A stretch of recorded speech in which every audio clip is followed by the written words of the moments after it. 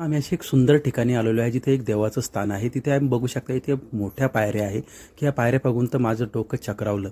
इतक्या मोठ्या पायऱ्या आहे आणि खालून वर मंदिराकडे बघितलं तर मंदिरही खूप वरती दिसतंय.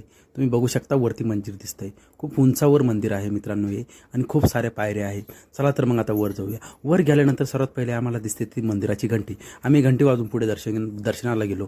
दर्शनाला जाताना आम्हाला एक छानसा नंदी लागला. तो नंदी खूप ऐटीत बसलेला होता आणि बाजूला आम्ही बघतो तर काय महादेवाची पिंड आणि तिथेही नंदी होता.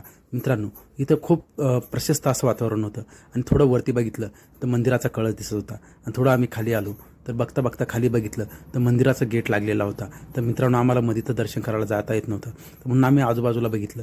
तर आजूबाजूला बघितल्यानंतर आम्हाला खूप प्रशस्त असा परिसर दिसला. परिसरामध्ये खूप सारे असे इथून सारी MIDC दिसत होती. मित्रांनो आम्ही ज्या एरियात आलो होतो तिथे आम्ही आलो होतो डोंगरावर तिथून MIDC दिसत होती. पुढे बघू शकता मित्रांनो आम्ही किती वर उंच